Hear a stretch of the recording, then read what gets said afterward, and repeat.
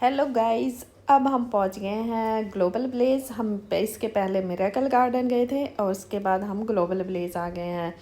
तो हमें यहाँ आके पता चला कि ग्लोबल विलेज 4 बजे ओपन होता है, अभी 3 बजे हैं। तो उसी के बिल्कुल जस्ट पास ही एक मॉल था, तो हमने सोचा मॉल में कुछ जाके कुछ ख़रीद लेते हैं, मतलब ग्रॉसरी जैसे पानी वानी कुछ ले लेते हैं, लेकिन ज़्यादा कुछ नहीं ले सकते क्योंकि हमें अभी ग्लोबल विलेज में बहुत चलना है। तो बहुत सारा सामान लेने की ज़रूरत नहीं है, बस थोड़ा बहुत खाने पीने का खा लेते हैं यहाँ, और कुछ पीने के लिए बॉटल ले लेते हैं 1-2। अगर आपने मिरेकल गार्डन की वीडियो नहीं देखा तो आप मेरे चैनल पर जाके उसकी वीडियो भी देख सकते हैं।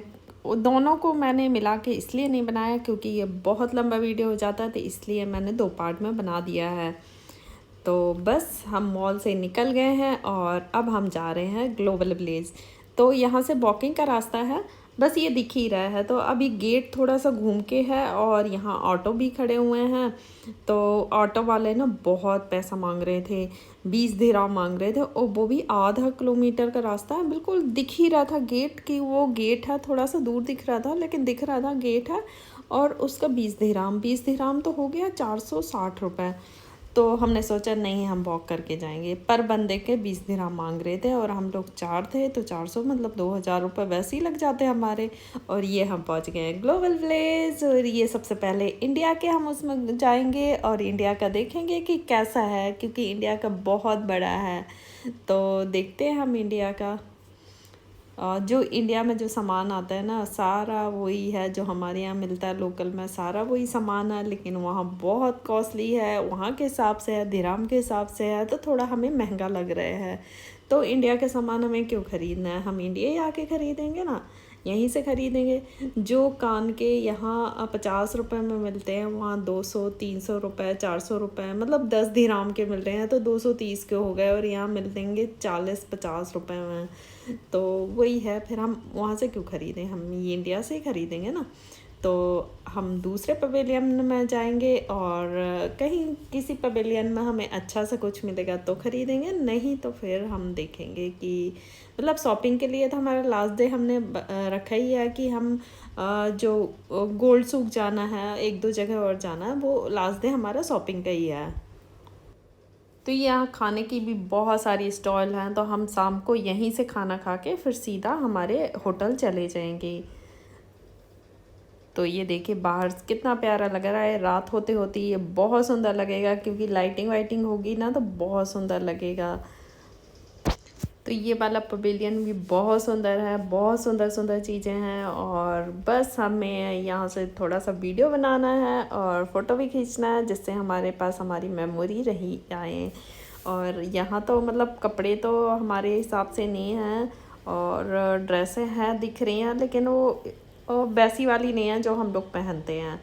तो इसलिए ड्रेस तो नहीं खरीदना, लेकिन सुंदर सुंदर ड्रेसें दिख रही हैं। और ये दूसरा पवेलियन है, मैं थोड़ा थोड़ा दिखाऊंगी क्योंकि बहुत सारे पवेलियन हैं। अगर मैं सारा दिखाऊंगी ना तो आप बोर भी हो जाओगे और वीडियो भी बहुत लंबी हो जाएगी।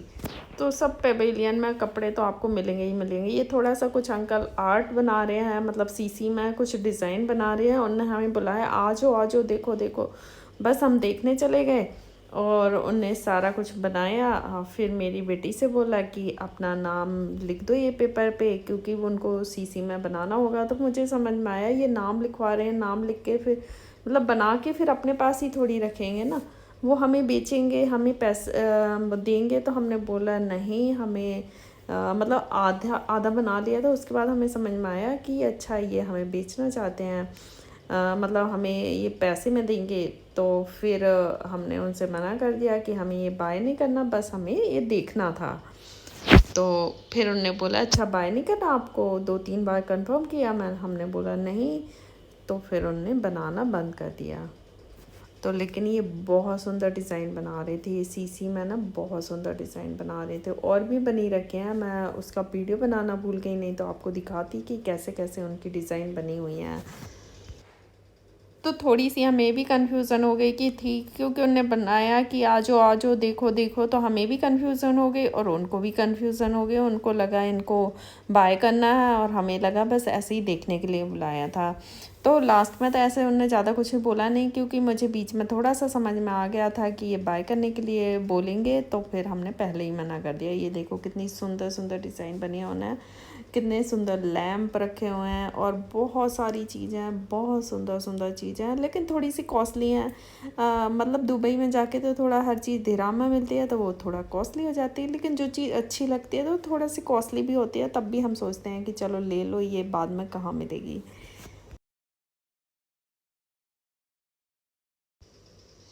अब हम पहुंच गए हैं दूसरे पवेलियन, क्योंकि इसमें उर्दू में लिखा हुआ है। वैसे दूसरी साइड इंग्लिश में भी लिखे हैं सारे, मतलब उर्दू में और इंग्लिश में लिखे हुए हैं दोनों में। तो जिस साइड मतलब जहाँ से हम जा रहे थे वहाँ उर्दू में लिखा था, तो इंग्लिश वाला हमने थोड़ा देखा नहीं ध्यान से। और ये परफ्यूम है, तो परफ्यूम मतलब हर उसमें पवेलियन में आपको परफ्यूम तो मिल ही जाएगा।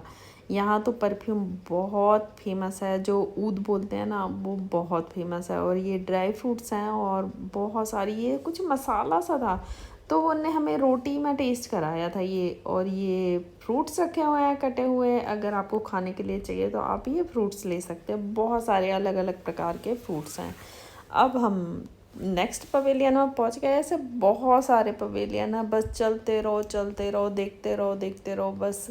इसलिए ये 4 बजे खुलता है, क्योंकि इसमें बहुत टाइम लगता है और दिन में बहुत गर्मी होती है। अभी विंटर में तो चलो ठीक है, लेकिन समर में बहुत गर्मी होती होगी, इसलिए मतलब 4 बजे से ओपन होता है, रात को 11-12 बजे तक ये चलता है। 11 बजे तक तो ये ओपन रहता ही रहता है।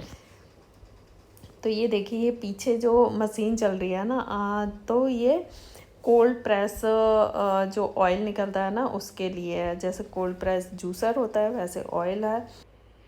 और ये देखिए केसर है। केसर तो वैसे ही बहुत महंगा आता है, तो इतना सारा केसर भी रखा हुआ है। अब हमें पता नहीं है ना कि असली है नकली है, जो भी है, लेकिन केसर है, तो बहुत सारा केसर भी रखा हुआ था। तो और यहाँ कपड़े भी बहुत सारे हैं, लेकिन थोड़ा सा जैसे दूसरा स्टाइल में होते हैं ना, वैसे कपड़े थे कुछ कुछ जगह पे, तो हमें वो पसंद तो आ रहे थे, लेकिन हम वो पहन नहीं पाते। तो अब हम बाहर निकल गए हैं और ये देखिए ताजमहल भी दिख रहा है। और बस अभी हमें एक जगह दिखी है, जो अंकल ऐसे ओपन में ही सारा कुछ मतलब बना रहे थे, वो रोटी टाइप का पता नहीं क्या बना रहे थे। और बस देखते रहो, और इसके बाद पराठा टाइप का कुछ बना रहे थे वहीं वो बना के फिर हमें देंगे। अब हम दूसरी जगह भी आ गए हैं, तो यहाँ भी हम एक बार चेक करेंगे ये। और बहुत सारी जगह ना टेस्ट भी कराते हैं, तो हमने बहुत सारी चीज़ें टेस्ट की हैं, और जो चीज़ हमें अच्छी लगी है कुछ हमने ख़रीदा भी है। और ये आ गए हैं पाकिस्तान के उसमें पवेलियन में। तो पाकिस्तानी सूट अनस्टिच ज़्यादा थे, हमें चाहिए था स्टिच सूट, और ये हाँ अनस्टिच ज़्यादा थे। अब हम निकल गए हैं वहाँ से, और ये यूएई के पवेलियन, मतलब अभी तो बाहर खड़े हैं, देखते हैं अभी कौन सा पवेलियन में जाते हैं। वैसे हम लाइन वाइज जा ही रहे थे, लेकिन अब बाहर निकल के थोड़ा सा हमने सोचा कि रेस्ट कर लेते हैं, उसके बाद नेक्स्ट पवेलियन में जाएंगे।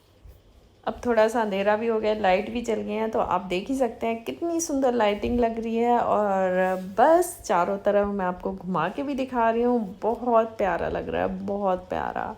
लोग रात को आते हैं यहाँ, टाइम स्पेंड करते हैं और अपना थोड़ा सा घूम के और चले जाते हैं।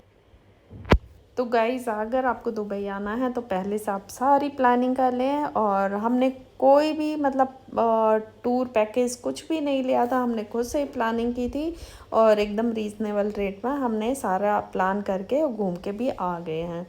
तो अगर आप पहले से प्लानिंग करेंगे तो आपको हर चीज़ रीजनेबल रेट में मिल जाएगी और अच्छा भी मिल जाएगा।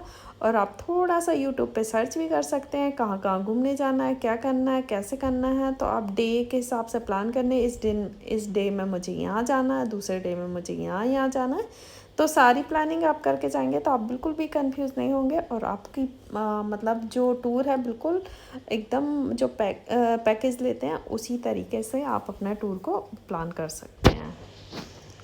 और शाम को इनके प्रोग्राम भी होते हैं, हर पवेलियन में अपने अपने जो कंट्री के जो भी डांस प्रोग्राम है वो चलते रहते हैं। तो ये देखिए यहाँ का डांस चल रहा है, मैं आपको इसका म्यूज़िक भी सुनाती हूँ।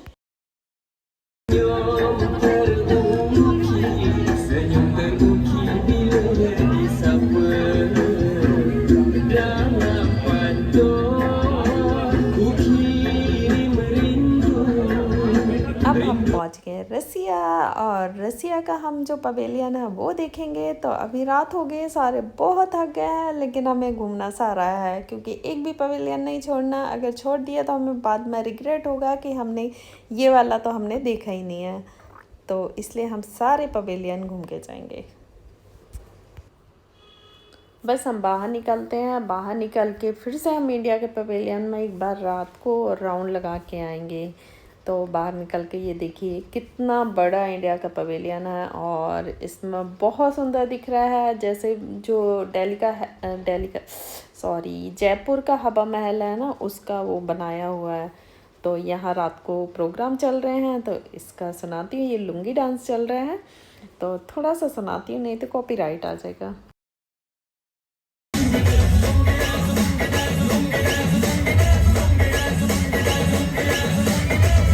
ईशानाय धीमहि गुणातीताय गुणाधीशाय गुणप्रविष्टाय धीमहि एकदन्ताय वक्रतुण्डाय। तो बस हम ग्लोबल प्लेस से बाहर निकल गए हैं, और यहाँ रात को ये आतिशबाजी भी होती है। और ये देखिए ग्लोबल प्लेस है, ये हमने एग्ज़िट कर लिया है यहाँ से।